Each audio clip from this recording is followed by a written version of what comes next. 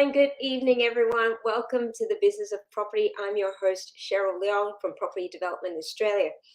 I begin by acknowledging the traditional custodians of the land on which we meet and pay my respects to elders past and present. I extend that respect to Aboriginal and Torres Strait Islander people here today. At the Business of Property, we interview superstar guests in the property development space that share their expertise, deals, and stories to help empower, build, and grow our community of property developers. So hello there to Facebook, LinkedIn, and YouTube land. Give me a shout out if you are here today in the comment section below. Before I introduce my guest today, I would like to wish everyone a happy International Women's Day. And I really want to highlight the resonance of the theme from this year's International Women's Day, which is breaking the bias. And again, just really quickly before I introduce our guest, as a young girl, I wanted to be in the construction industry because my dad used to take us along. He was in construction. He used to take us along for meetings, you know, very OHS&S friendly. This was in Malaysia. And I really was so drawn and fascinated by him being part of this sort of building things and creating things. And there used to be lots of people on site, not a lot of machinery. This is sort of going back 30 odd years. But it just wasn't something that girls did. My brother ended up being a civil engineer. I did really well at design and technology, but again, you know, it wasn't something that girls did at the time.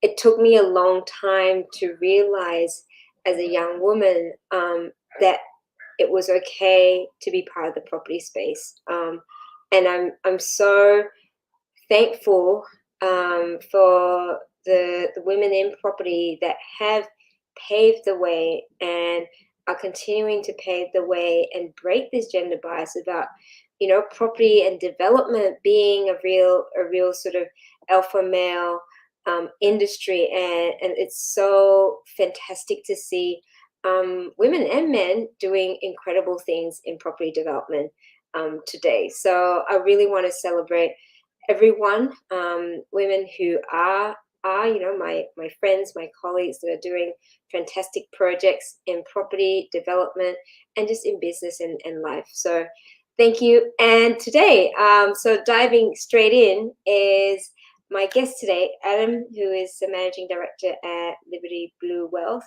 Those of you who have been following my weekend sort of updates, I've been doing a course over the last few weeks, I think about 5 weeks now, and which Adam has put together. It's a property development course. So Adam specialises in educating property developers, but he is obviously no stranger to development itself. He has, over the last 10 years, grown from learning about property development to now doing subdivisions with 300 plus lots. So I thought I'd ask Adam to come and join us today on the Business of Property to share his journey, and I guess to highlight the things that developers need to be aware of from going from sort of smaller scale developments to large scale developments, because I don't think it's just a matter of going, whoo, it's just going to happen like that. So without further ado, I'd love to introduce to you and ask to the dance floor, Adam. Hello, how are you doing? Sorry, I hope you didn't sort of nod off to sleep in that very, very long introduction, Adam. No, that was nice. Oh, good. I was thinking about all the women I knew or know in property, including my mum. So yeah, fabulous. Good. Was she a developer or an investor? What does she do in property? Yeah, a bit of both. Yeah. Not large scale, but got into property investing when I was a kid. Yeah. So I was sort of the sidekick. We'd go to open homes, and I read the same investment books that she did when I was a teenager. So I was lucky I did get a bit of a head start. Yeah.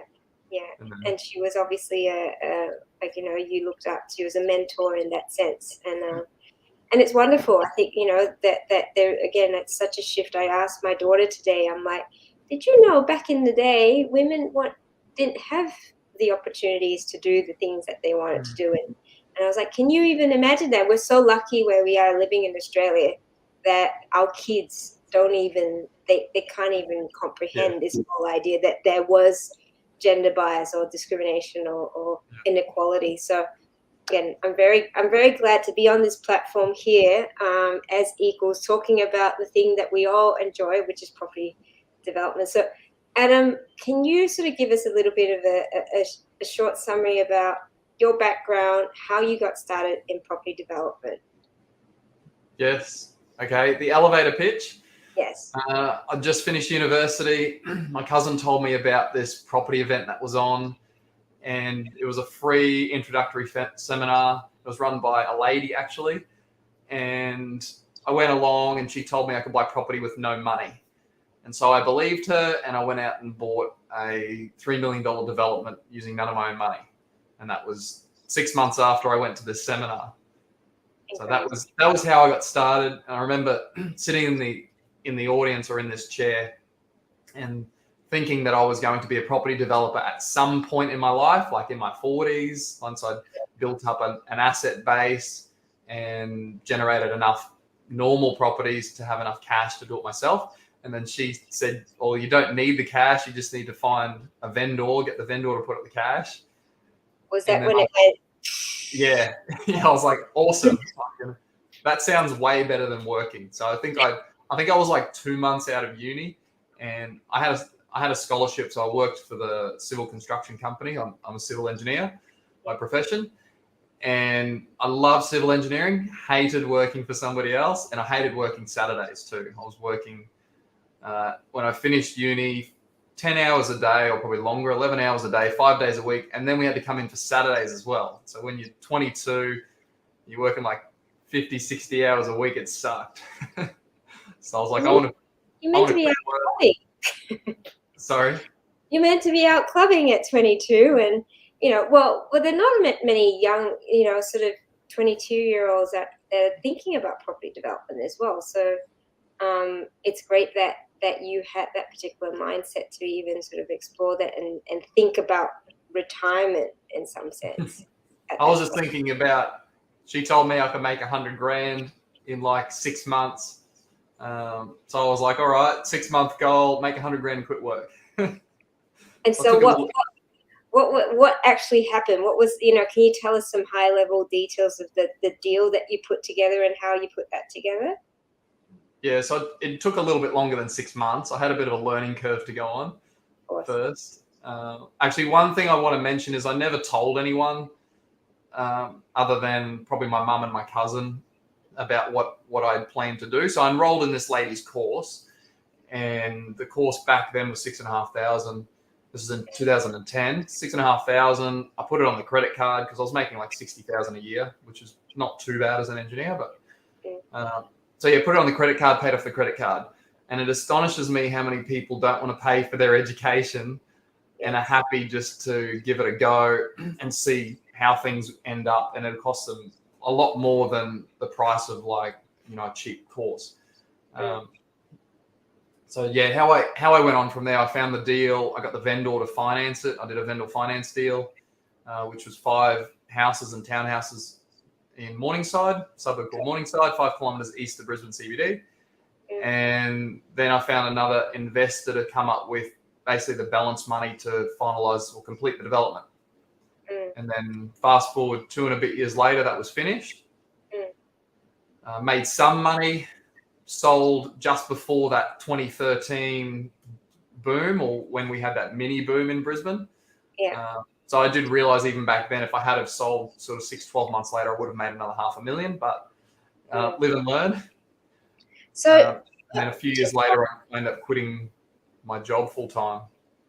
And that's, I look at that and I go, well, there are a few things here because it's a lot, a lot of people go, I've just started, first of all, you were fairly young. It's your first deal. And that's not a small deal. It's not a 1 into 2 subdivision sort of thing. How were you able to get the vendor and an investor to be able to buy into your vision for your very first deal? Yeah, I think mindset comes into it a lot. I know when you were on the course, you wanted more on mindset. Yeah. I think mostly just thinking that it's possible is half the battle. Most people, when they hear about these no money down strategies or you don't need a lot of money, they're all like naysayers, like, no, it can't be done. Or they go and talk to somebody else and they say it can't be done. So I never really had any of that starting out because I didn't bother to talk to anyone else about it. I just said, this is what I'm doing. I'm doing property development. They were kind of like, okay, cool. And so I just had unwavering belief that I would find a vendor to finance the deal. So all the sites I was looking at, which ranged, and that site, the purchase price was 1.1 million. So I was looking at sites anywhere from sort of 500,000 up to about 5 million, probably more. So it didn't really matter about the price because the vendor was going to finance it. I didn't need to finance it. So that was the whole itself, Adam. And I'm sorry I'm interrupting you, but I don't. You probably don't realize, like, because you've gone through it and it's sort of history, but this is such a critical point. So many people that are in our community, first of all, they're thinking I know I've got to have serviceability for my first project and so on and so forth. Had you bought any properties prior to that, like your own property? No, this is your very first property. Yeah. It was a not only a subdivision, it's a fairly large project. I mean, for a first project. Yeah. And to have, like, how did you approach the vendor? And then to have that unwavering belief obviously comes across as confidence in what you're achieving.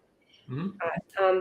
How did you approach the vendor, and how did you, again, have them buy into the fact that this is a young guy, I don't even know if he knows what he's doing? Yeah, that's true. That is a good point. That thought never really crossed my mind, actually, until after I finished it, after I finished the deal. I actually annoyed the agent enough that she introduced me to the vendor. Yes. And she just thought, oh, this guy's young and I've never introduced a vendor to a buyer. So she thought, oh, let's just give it a go. Yeah. I still keep in contact with her to this day, actually. And same with the vendor. I actually became friends with him through the development. So it ended up working out really well. So yeah, I went to the vendor, and when I met him, I ended up doing what I actually teach my students not to do. I did all of this work on the project and I had a folder about this thick that I went to the first meeting with. Normally I would advise people not to do all that work and actually go and suss the vendor out first and work out whether or not they're realistic or whether there's a deal to be done. So I did it the opposite, and it didn't really matter because I'd done this on numerous projects where I basically printed a whole folder, and courtesy of my employer at the time, I used their photocopier at all hours of the night. I'm sure they got their value out of me more than me just printing and using a couple of folders.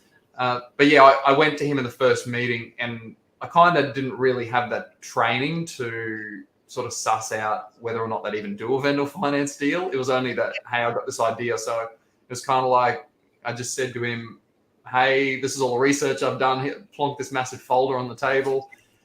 And I said, he wanted, I think 1.3 million for his site at the time. I said, you want 1.3? It's not feasible at that. It's feasible at, I don't know, 800, 900. So I said, I'll give you 900 in cash, or we can do a deal where I pay you half now and then half at the end. And then so his ears pricked up. And then he gets the full 1.3. Was that the No, I ended up giving him 1.1 and then a share of the profits. Yeah. Yeah. So so that was the deal that we eventually struck. So after that first meeting, I kind of had skipped past the first meeting into like the second meeting. Normally have the initial meeting, you suss out whether the vendor was actually realistic and whether there's a deal to be had, and then you come back with like a folder full of stuff. So I kind of bypassed that because I didn't know. And then, he goes, okay, this is interesting. Let's have another meeting. And then that turned into, I don't know, half a dozen meetings. And it wasn't until we actually, as part of the development, we actually opened up a joint bank account with the vendor where he was basically a silent partner in the back. So he vendor financed it. And then as security, he sat as a silent partner in the background. So he could see basically the account. So it was funny when we set up one of the project accounts together, we had to disclose our birth year. So he says his birth year, and I think he was 76, born in 76. Well, we're in front of the banker, and when I disclosed my birth year, he jumped up. The deal had already been done at that point. He'd like shot up out of his chair and he's like, "What the hell?" He's like, "You're only 20. Was it 22? Yeah, I don't think I'd had my 23rd birthday by the time we actually had opened that bank account for the project."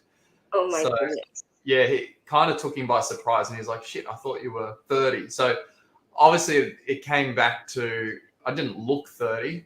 Yeah. Are you sure? I think it's more about how you hold yourself and the confidence and having that belief. If I didn't have the belief that he was going to fund it, well, then he would have sensed that. It all comes back to like the vibration you give out to other people. Yeah. So he would have sensed that this guy has no idea what he's talking about or he's not confident. So, I mean, I just acted confidently because the person I got told that I could do this deal from, she was so adamant that this could be done that I had nothing else not to believe her. Like, I had no other evidence to not believe her. So, yeah, that was basically how I did the deal. A few half a dozen meetings later, and deal was done. Yeah, absolutely. And so from that, and then you got an investor, I guess, similar sort of notion where you're confident with your numbers. You've obviously, fairly detailed, coming from an engineering background, and a folder of like this sort of due diligence sort of stuff. And so the vendor could see that you weren't sort of just pulling stuff from the air or the behind, that there was a level of due diligence that you've done. And the same thing for your investor. Like, was your investor someone that already knew you, and did they know that sort of, what was it that made them sort of agree to back you? So I did a full proposal, same, I suppose, a bit more detailed or just a bit more of a formal proposal. I mean, I'd never done any of this before, so I kind of just, thought, well, what's an investor going to know? And I put it into a Word document. And looking back, it was actually pretty terrible. But yeah, I met people at various property meetups and just was really asking people whether or not they'd want to fund a deal. And so I contacted a few people and followed them up, and that was that. People that were looking for deals to do themselves, as in property development deals, and just went off the back of really the meetups and face-to-face building rapport with people, which is even what I continued to do after that as well. Yeah, and build good relationships with good people. And were they purely money partners, or were they part of the sort of the project management of the deal as well? No, definitely not part of the project management. The vendor, although he was in the company and he did play a little bit of an active role, I soon kicked him out in the nicest way possible. As in, there can only really be one person that's driving it. And he also worked away, as in the vendor worked away, which was actually good because then he kind of left me alone to just complete it. So, no, the partnership worked really well. He put up the money, I did all the work, and he got paid. Well, he got more than he really would have otherwise sold it for. Yeah. Effectively. If we had have sold it 6 to 12 months later, we both would have made a whole lot more money. But hindsight. So how have you gone? I mean, again, 10 years has passed, and you're doing much bigger deals now, Adam. Tell us about the largest deal that you have or have done or have in progress at the moment. I suppose there's multiple reasonably sized deals. There's a mixture of commercial and resi. There's a 300 lot sub I'm working on, and then there's another 300 lot land sub plus commercial. And then there's another larger one that hopefully will come off as well, which will end up being by itself probably about 250 million in end value, depending on what council will support. So I expect that will be in the order of 500 dwellings plus various commercial and probably some community centre use. So it's a large infill site. Yeah, and so that's a small suburb on itself. It's kind of a tack on of another suburb. Yeah. So yeah, they're the types of deals I'm chasing. The 300 lot is in play. That bigger one isn't, as in I'm competing with kind of like the publicly listed companies in Australia for that one. But yeah, how I really went from doing smaller stuff, because after that development, I actually got another mentor. And my other mentor was doing smaller deals like splitters and threes. And so the advice he gave me, which in looking back was actually really terrible advice, was actually to go and do smaller deals. So I did the 5 initially, and then I went and did smaller deals, which was single house renovations. And I did about 10 of those over a 2-year period thereafter. And I should have and I was still working full time. What I really should have done was actually just go and do a bigger deal, or do that same size deal again in the same pocket. So I went and did those smaller ones, and then I thought, all right, I've had enough of doing these small, crappy deals. Sorry, they weren't crap. I shouldn't say they were crappy. I just wanted to get out and do like bigger deals again. And then I bought a 7-lot land subdivision and then a 10-house development in Brisbane, sort of at the back end of those smaller deals finishing.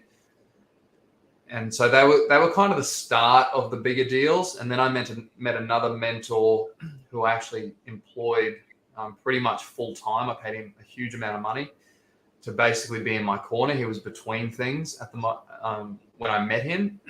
He'd been a really large property developer out of Melbourne, had developed in the order of today's value, something like 500-600 million of mostly inner city apartment and townhouse type developments.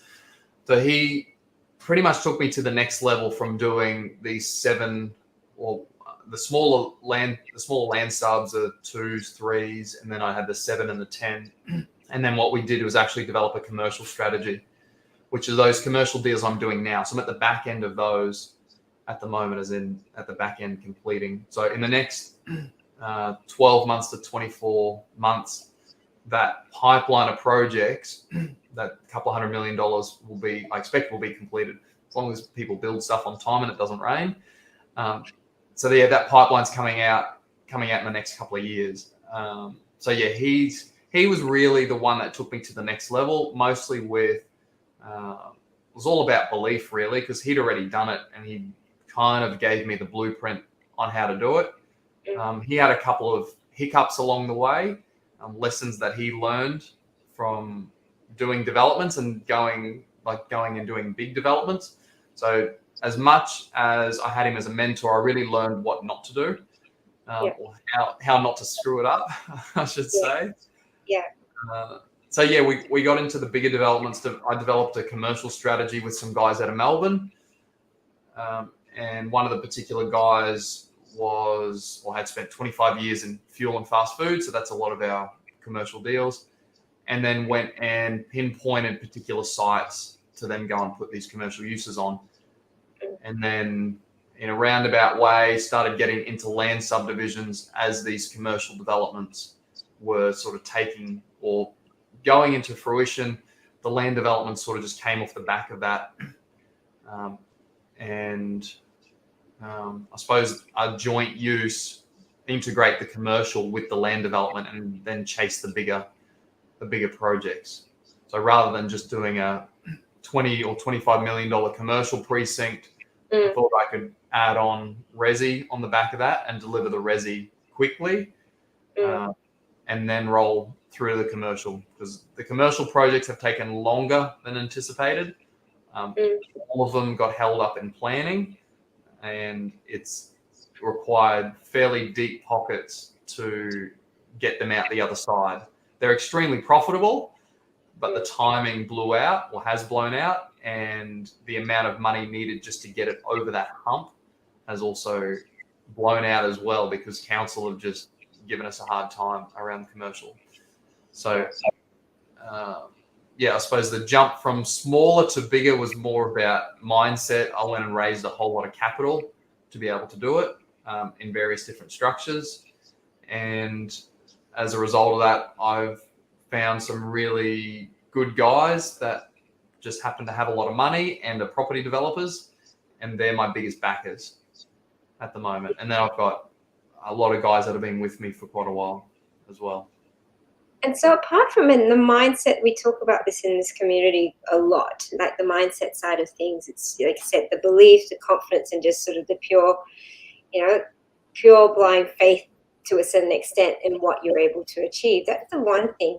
But then let's talk about sort of the not so much the logistical, but obviously when you're working on smaller developments, so you can pretty much run it by yourself. Like, what sort of a team do you really need to grow and actually hire to be dealing with these sorts of larger deals? Yeah, that's a funny question. We actually had a team of 25 people in-house at one point, all on the books, payroll tax, massive fortnightly pay run, because the 25 people were architects, engineers, project managers, sales and marketing. They were all, most of them were highly paid six-figure guys. So we had a huge payroll. So yeah, that's actually how I scaled up. But after talking to many different people that are a lot older than me, they normally went through the same learning phase as me. They scale up with all this staff, and then they realize that all these staff actually don't do that much and they're not that efficient. And so they end up getting rid of them, and then they end up having a really small core team with really low overhead. So unfortunately, I went through the same learning phase. We ramped up. We actually had a pipeline of $1 billion lined up to purchase. And if it wasn't for a couple of business partner divorces along the way, we were on track to hit that target by about this year, actually, as in have $1 billion of projects in the pipeline, which is a pretty crazy, now that I look back, I mean, it's very, I shouldn't say crazy, very ambitious feat, and we would have hit it. And now look what the market's done. That $1 billion would have been extremely profitable. Yeah. I was just with the wrong people. And so that sort of set me back a little bit. So I had business partners, and then ended up parting ways with those business partners. And there were a couple in the business. But yeah, scaled up, had a huge amount of staff, had another separate company, which was a public unlisted company to raise capital. So it was completely at arm's length. And that company was we had a $50 million prospectus, which was ultimately seed funding. And part of that was to fund our developments. And then the other part was as a lending company. So we couldn't lend the entire 100% to ourselves. Yes. But that was where we were anticipating to basically cash flow this $1 billion pipeline. We just, hit a few hiccups along the way. And most of that was to do with values of business partners. I just didn't agree with some of the principles that they were carrying out. And so, ended up keeping a very small core team and having some guys that were full-time employees end up putting them on contract. So we got out of the payroll tax because all of the guys went on contract. And then I ended up taking over management on all of our projects at one point, just because I had guys in-house that were running them and they weren't being run as efficiently as what I wanted them. And so, I suppose the team that I had, some of them were the right team and a lot of them weren't. So very expensive and time-consuming learning lesson. But when you go up into the bigger developments, you do need to rely on external teams. And I would say, looking back, and now what I do is contract people for certain projects so that if they don't perform, I can just get rid of them straight away. When you've got staff, you've got to manage them out of the business. Yeah. So has there been a time where you sort of you sort of said to yourself, I should have stuck to smaller deals? And when I say smaller deals, sort of that 5 to 10 townhouse type, small to mid-size.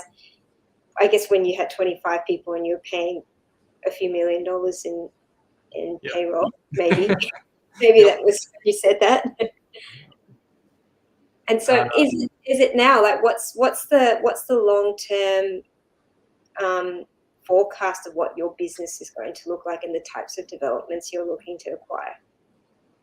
Yeah, so I'm just focused on land subdivisions at the moment, have been for a little while, the last 12 to 18 months. The business will look like, or does look like, me being active at the start of the project and getting it through to the approval phase. And then once it's at the approval phase, then handing it off to a construction team. And I still have my finger on the pulse. I spend a lot less time capital raising because I've built up momentum with investors as a result of the capital raise or the raises that we did 4 years ago, and projects that are coming through the pipeline through to completion where investors are being paid off. There's some momentum there with repeat investors and investors going from some of them from like $1 million funding up to like 3-4 million and so on.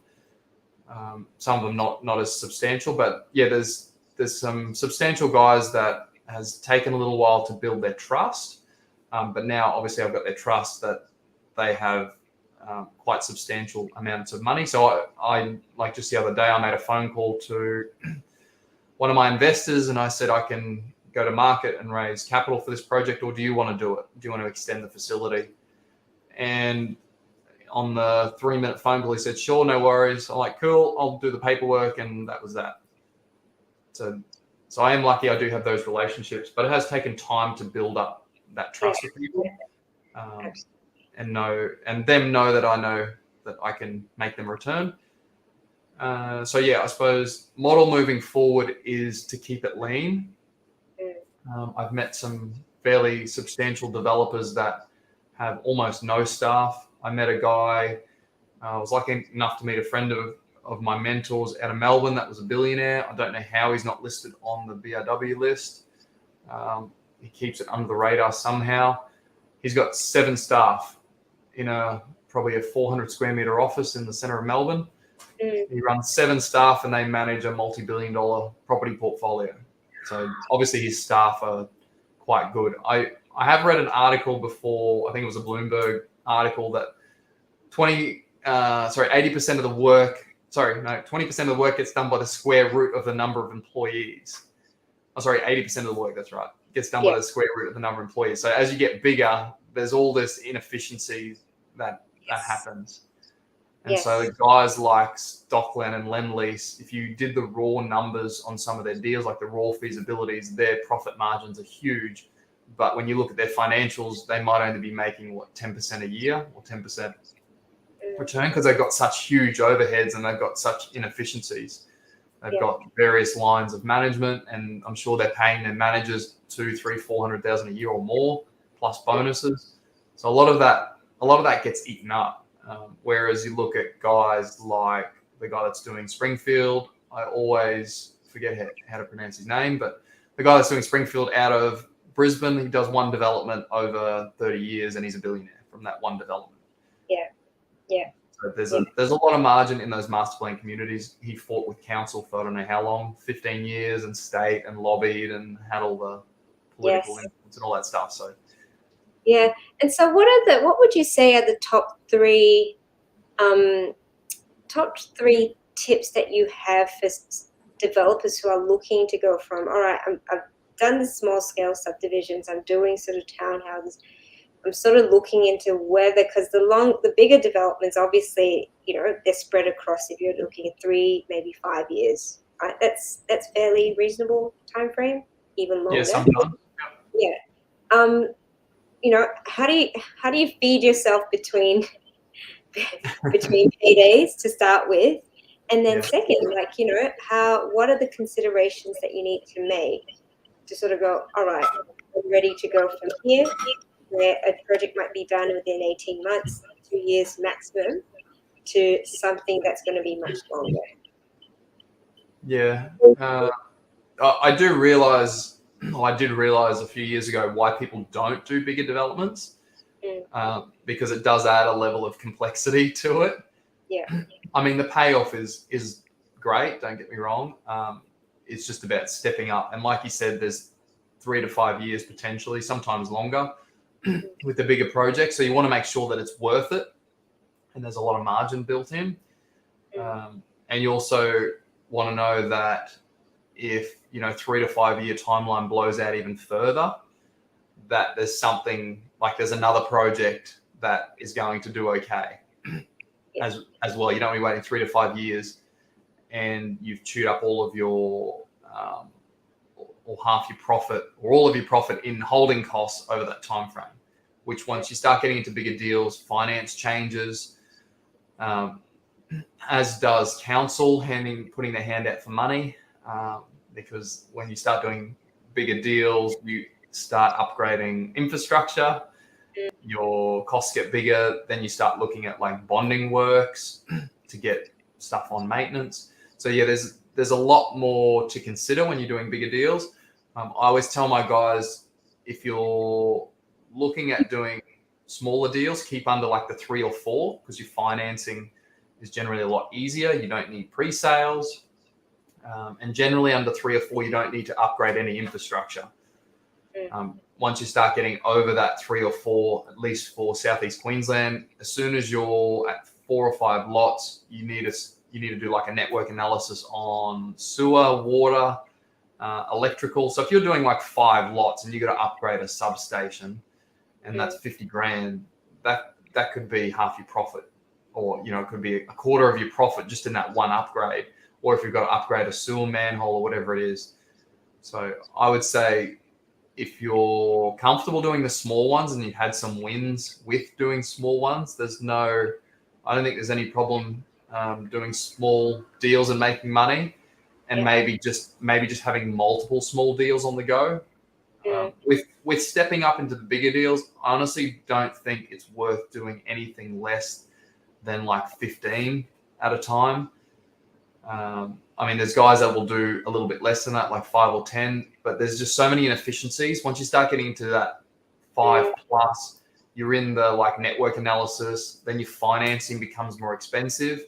So you go out of the resi finance into, or you go out of like the resi / small commercial into like the bigger commercial. And at the moment, unless you've already got existing banking relationships or you've got existing commercial property with a nice fat line of credit, you've got to go into like a second tier or a private, unless you want to wait around for the banks for 6 or 9 months to get finance approved. So you're into like 7 to 10% interest rates, or 6 to 10% interest rates plus pre-sales, and then you've obviously got the time consideration. So you want to know that this bigger deal is going to have like 30, 40, 50% margin. And it can absorb those extra costs. And then, with our deals, with my deals, I've got investors in the back end as well. So I've got to know that there's enough profit for this higher interest rate, because I'm not a banking client, because I'll be waiting forever to get some of these deals across with the bank. And then that there's enough margin to pay out investors, and that there's enough in it to make the whole deal worthwhile. So I can't compete with somebody who's got cash that they're doing a development at, and their finance costs are 2 or 3%. I've got one of my biggest investors. He's got a massive pool of cash, which is a line of credit over his commercial portfolio. And he does developments. He's doing he just did 30 units. He's about to start on 100 units, but he's getting his money at 2 or 2.5%, basically off the back of his line of credit. He doesn't need any pre-sales on any of his developments, and he's just basically building it in cash, essentially, because the banks don't ask him questions when he redraws a line of credit. They don't want to know what it's for. He just redraws it and he pays it in cash. So very different when you're trying to compete with somebody like that. If you need to finance it.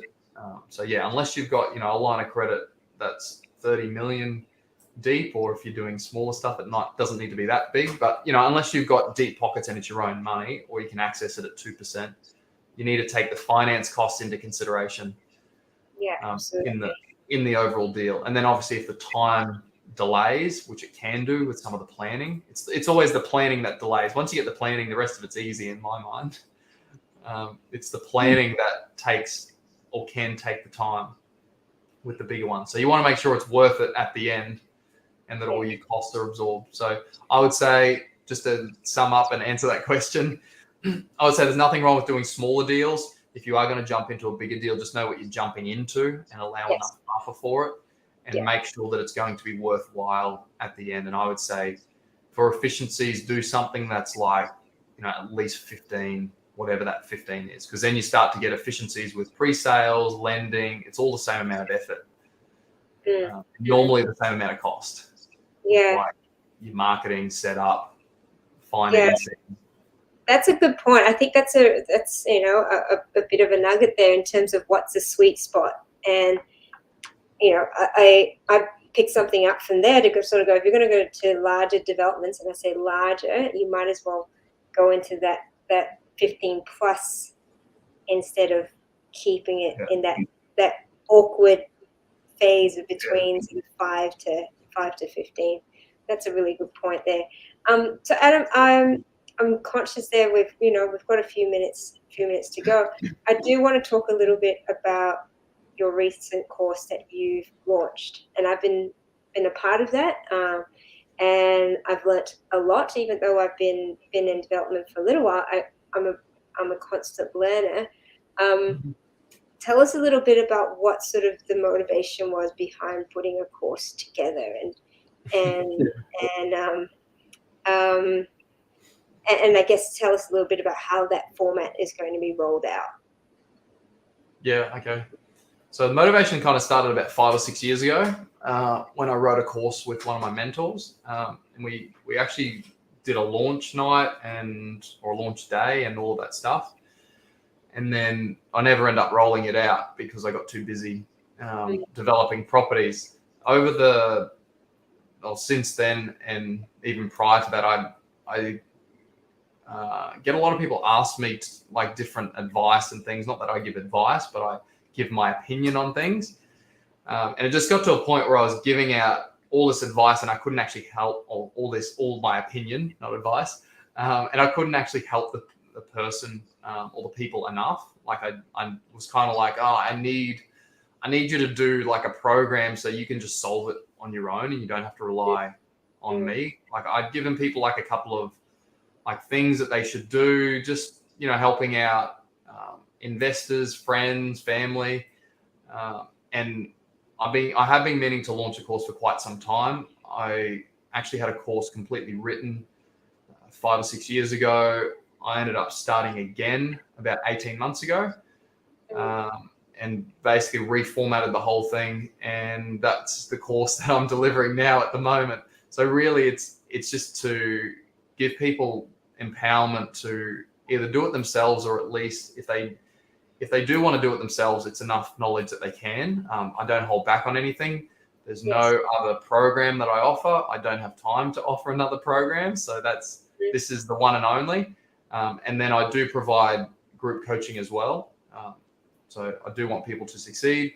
And then off the back of that, as well, I expect people will do their own developments and maybe they'll end up investing with us sometime in the future. Or what I'm thinking as a long-term vision is some of these guys that I end up training, I'll probably end up investing with them myself in the future. I can't possibly be doing every development in Australia. There's only so many projects you can do at any one time and do them well. So I just have a plan to have, 6 to 10 big projects on the go at any one time. And after that, with surplus cash, probably invest in other people. So hopefully there's a win-win for everyone, but really it's really just to empower people to do it themselves, because a lot of people either want to do it themselves or think they want to do it themselves. And give them my experience and my system to do it. Yeah, fabulous. And I've been through the last few weeks. Admittedly, we went away on week 2. We've listened to, I've listened to the recordings and also the resources. There are some really, really good resources there. I know there's feasibility, there's some templates. Your checklist is like this long, which I really love. I'm a big I like to tick things off. So it's really handy from that point. But then there's also the live coaching sessions that you're doing, which are, people are presenting their deals in the forum, and you're being able to sort of give feedback and recommendations, like you said, which I think is really helpful, because one of the things that I find a lot of developers struggle with is once they've got the learning, they sort of go, well, I don't know if I'm actually applying it correctly. And actually going, well, is this a deal that stacks up? Is this a deal that, financially makes sense? What are the things I'm missing from that? And you've been able to sort of provide that feedback to the group in that aspect. So for those of you that are listening, and I know a lot of people sort of reach out in the community to ask about education. First of all, obviously you've gone through the education path. I've been through the education path. You've paid for it. I've paid for it as well, and are constantly learning. Like, I would say, number one, definitely invest in your education. Like, if you've paid, if you're someone who has gone through university, right, and then probably come out of university thinking, actually, I didn't really enjoy that much. I'm going to be a developer. Look at development and education in a similar way, because it's actually teaching you how to grow your wealth, as opposed to teaching you to necessarily work for someone. But the other thing as well that I want to say was, it doesn't matter who you're learning from. Not that it doesn't matter. Like, you've obviously had different mentors and educators. You're always going to learn something from somewhere, right? Whether it's a strategy, whether it's just something new that you haven't heard before. Everyone's going to have their own flavor. And so again, it's around, don't be afraid to be continuously learning from different people and taking different courses. So that's my sort of, my feedback and my comments. It's been set up really well. I'm not saying this just because you're here. I know you've told me some things you don't like in it. So yeah, what was it that I don't like? I know you're honest. Yeah, I can share my sort of feedback. It's because I can see the value that it brings, and the fact that definitely you're sharing a lot. We're going through these live sessions with you on a Saturday morning. Good excuse for my kids to watch the iPad for I don't know how long. But you're trying, you're squeezing in a lot into that, and I'm definitely seeing that there's so much to take out of that. And again, if you ever sort of get lost, there's sort of the recordings, and then there's sort of training and assessments and resources as well, which I think are very, very helpful for anyone that sort of spends the time and has the mindset that it's possible. Again, if you're in, whoever's listening, is the intention is to go from I want to be a developer to I'm going to do, multi-million-dollar developments in the next few years. You can see someone's done it. Someone's here, and the whole idea about the business of property is to be able to share people's journey, like your journey, and appreciate you sharing about, the ups and the downs and the learnings. I'm sure that's a really high summary of it. But learn and allow yourself to be, to educate and be surrounded by people who are going to support you to get to that point. So again, was sort of my very, very quick sort of, feedback. Can I add to that as well? Yeah. So I mentioned when I was 22, I paid $6,500 for this course. 6 months later, I actually did another course. It was $6,500 or $6,000. And then 6 months after that, I did another course, and it was $6,000. And then I paid a mentor. I think it was $14,000. So if you add all that up, what's that, like over 30,000? I think it was like 32 or 33,000 over a period of about 18 months. So I was, probably 24, and I'd spent 35 grand or give or take on courses and mentors and education when I was still making, like, I think my wage was up at like 80 at that point. So I'd spent a significant amount of my savings, probably the majority of it, on all of these programs because I valued education. I thought my university course was 40 grand, which I was lucky enough to have a scholarship. So I thought I didn't pay for my university, so I'll pay for this education. So that was how I thought about it. And then, after that, I paid ongoing mentor fees. And then when I actually had my large mentor, I paid him $5,000 a month, I think, to start. Then it went to 10,000, and then it went to 20,000, and then it went to 30,000. This is a month for him to mentor me. So I don't know what that adds up to, probably $1 million maybe. So I do highly value education, because if you can get in the same room as other people and pick their brains, and they give you the secrets, then you can just replicate that. So I thought it was money well invested. And I am really amazed people won't part with, like, guys that have multiple properties in their portfolio.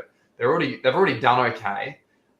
They won't even part with whatever it is, $5,000 or $10,000 on a program. Even if you got one thing out of that program, you're talking about property where the average median price of property in Sydney is over $1 million. So, you're talking about a program that's less than 1% of the price of a property. You bid. Yes. I just think when I was at an auction the other day on this house we were looking at, and people were bidding in $100,000 increments on this house. And I'm like, do you guys even know what this house is worth? Like, they're just like, here's my placard, 100,000. Yeah, it's not painful. I'm just doing this. I'll feel it. I get the buyer's remorse when I have to sign off on the bank loan. Yeah. Well, people get emotional in that state. They're buying a property. It might be their place to live in or whatever it is. But at the end of it, if the market goes down or they've overpaid for it, they can use the excuse of, property's a long-term journey, whatever. But they might have just locked themselves into their job for another 25 years if they've bought over the market, if they're in a job. So, you're trying to exit a job. You might have a property portfolio, but if you get one or two bad buys in that could really set you back potentially for 5 or 10 years or longer. Yeah, absolutely. Well, Adam, I'd love if you can share some details about if anyone wants to find out a bit more about what you're doing, a bit more about. I know that you've got a free training as well, and there's actually some real good things in that free training. Even as an investor, that's the one thing that I recall that you were talking about is, and breaking it down, like, if you're an investor, like, you still need to educate yourself. Yeah. If you're going to invest in development, you need to understand and be able to do your due diligence and understand what you're investing in. And that was the part I really enjoyed, how you broke it down to go, all right, if you're invested, this is what you need to know. If you're a developer, and sort of broke it down as to, this is the minimum amount of education that you need so that you can invest with confidence and ask the questions and do it. So it's not just sort of, you're not playing the pokies sort of thing. Mm-hmm. The best. It is amazing how many people buy the development site that they're sitting on, or they think they're land banking, and half the development site is flood affected, or they haven't realized that half there's a road upgrade and it runs straight through their house, or the council zoned it as parkland or something like that. And someone's thinking they're land banking and it's going to be worth all this money when it all gets rezoned. But you can do it once and people might fluke it or whatever and get wealthy off, just having the right property in a growth area or whatever it is when it gets rezoned. But to do it continuously, you've actually got to know what you're doing, which I know, Cheryl, you've looked at buying for big companies as well. You can see it a mile away when you know what to look for. Oh, yeah, absolutely. And I've got one of my favorite was, not favorite, but at the time it did sort of show, like, if you've got one, the right connections, and two, you understand the planning. There was a 90-acre site that we were looking to purchase, and they were wanting at least $1 million an acre. But we knew that the developer that had purchased around them were a bit cheeky, because they couldn't purchase this land that was in between. And so they did a whole master plan across the whole thing, and they made half their lot a school. Yeah. It meant like the other half was residential. Well, actually, there was a quarter that was, I think it was open space, and then there was just like a quarter that could be developed.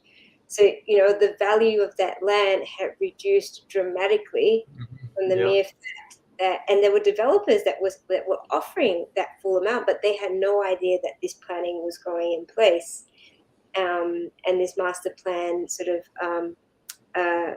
proposal had gone in by the developer that was around them. So again, you know, your networks, knowing what to look out for. The other thing that there was mind subsidence in this as well. Again, knowing to look out for these sorts of things. And it's a whole part of educating.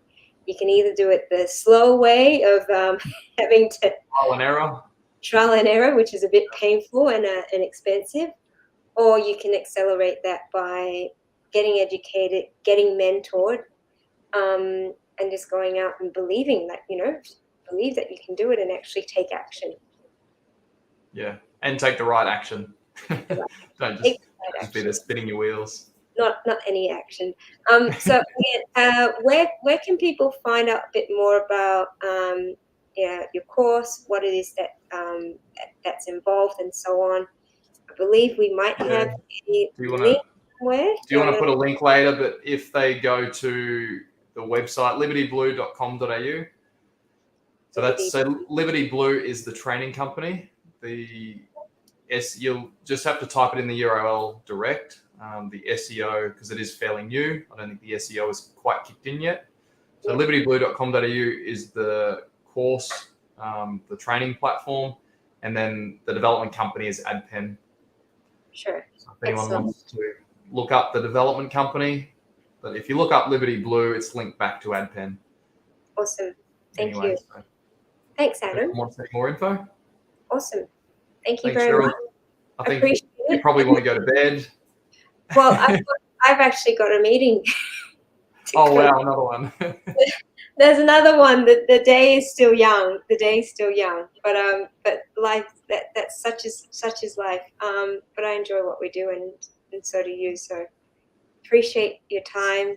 I'll see you on the weekend. I'm not really sure how many weeks we've got left. Is this the last one? This is actually week 6, but we're actually running overtime. So it'll end up lapsing into week 7 for the first. Oh, there we go. We still get more of Adam. Awesome. Thank you. Yes. Appreciate your time and sharing your journey with us. Everyone that's listened in. If you enjoyed our session today, please put a comment in below. If you've still got questions for Adam, please reach out to him as well. And we'll see you on the next session of The Business of Property. Make sure you visit and subscribe to my YouTube channel, Cheryl Leong, or you can find all our past Business of Property videos. And you found value in the show, appreciate if you could subscribe and chuck in a big thumbs up and like. So stay safe and well, everyone. I hope you are dry, and I hope as well that all this rain dries up very, very soon. Prayers and wishes to everyone that's been affected by all these floods. Please reach out to the community as well, Property Development Australia, if you do need some support in whatever manner that might be. So take care, everyone. We'll see you next time. Bye-bye.